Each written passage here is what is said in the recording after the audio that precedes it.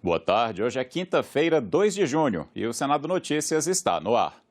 O Senado aprovou nesta quinta-feira, com nenhum voto em contrário, em 2 turnos, a proposta de emenda à Constituição que dá segurança jurídica ao piso salarial nacional de enfermeiros, técnicos de enfermagem, auxiliares de enfermagem e parteiras. O texto segue para a Câmara dos Deputados.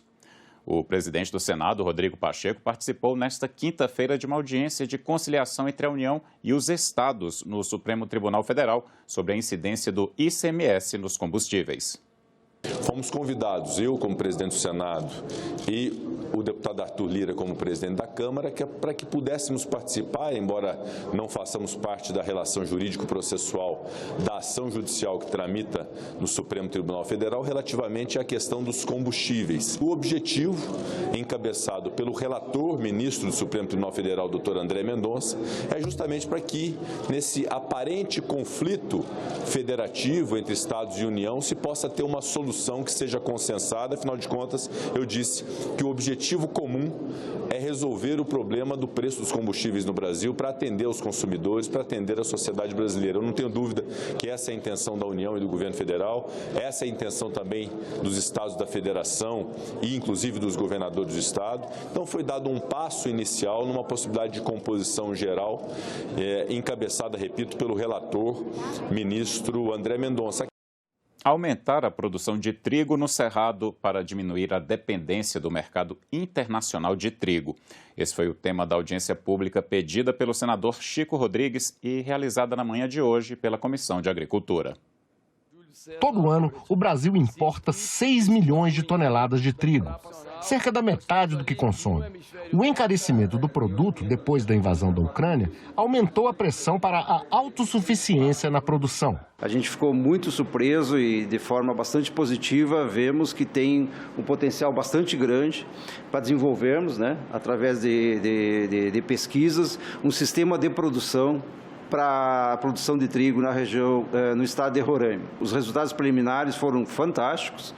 Nós tivemos uma produtividade bastante boa, quase 4.000, 5.000 quilos por hectare, senador, e com uma qualidade de panificação excelente, comparado aí aos melhores trigos do Brasil hoje, em termos de produção, de qualidade industrial para a panificação. O mesmo caminho que a soja percorreu do sul do Brasil até chegar em Roraima, o mesmo caminho que o milho de importadores passamos a exportadores, na nossa forma de ver. 15 em 10 segundos. anos, os trabalhos darão a autossuficiência do trigo no Brasil e tendemos, então, a também ser parte da contribuição do alimento de trigo para o mundo e, efetivamente, também isso ser parte desta balança comercial que nos drena 10 bilhões de reais por ano para comprarmos trigo de fora e nós produzirmos, então, a nossa autossuficiência, segurança alimentar para o Brasil e para o mundo. O trigo será uma opção de cultivo após a safra com a soja,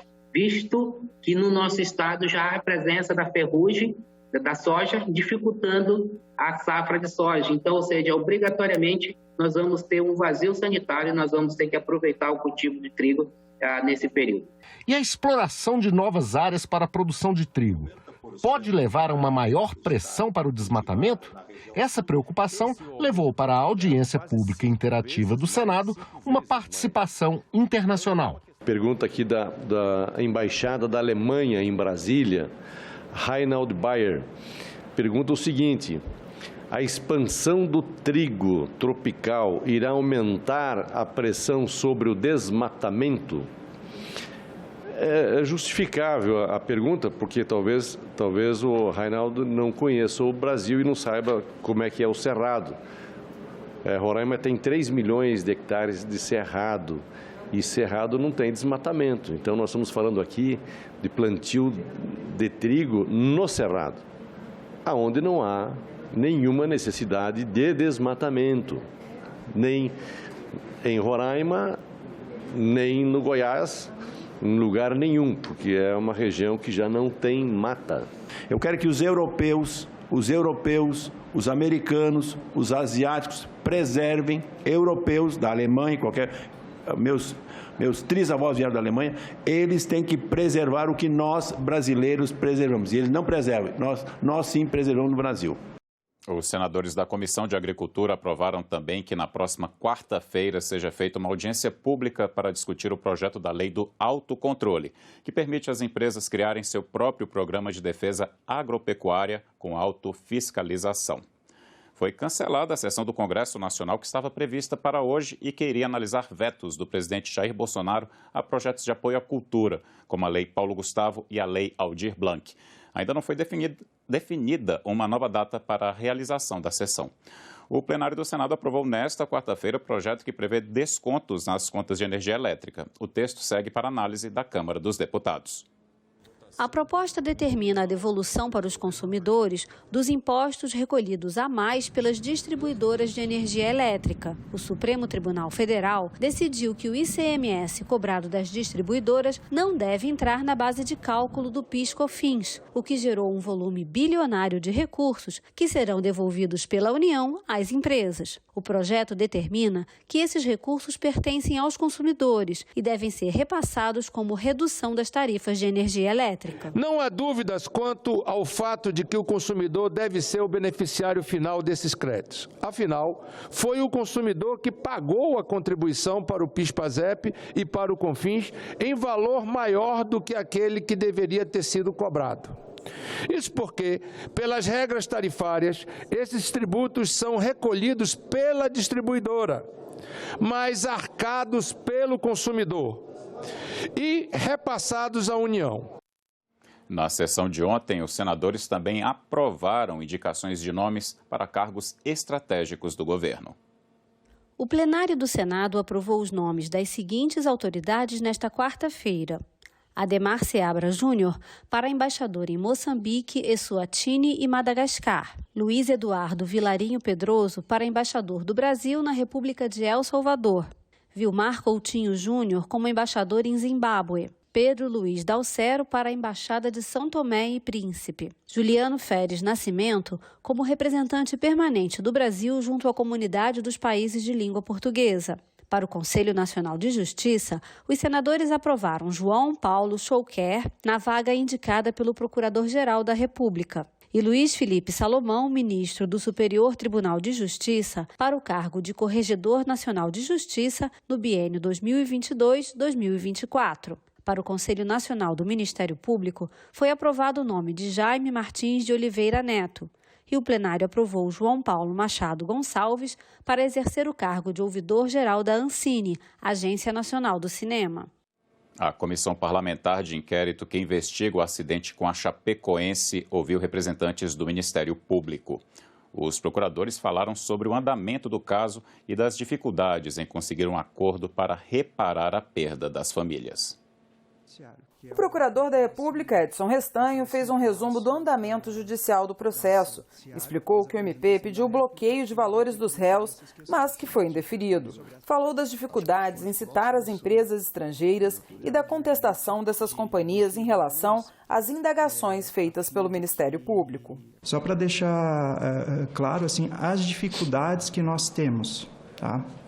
As dificuldades de que, passado mais de 3 anos da tramitação da ação, nós não conseguimos ainda nenhum resultado concreto que amparasse minimamente a expectativa das vítimas. Esse resumo que o Dr. Edson fez agora, ele mostra bem a dificuldade na tramitação de uma ação dessas no nosso país, né? E a gente tem conversado e pensado se a situação fosse ao inverso, né?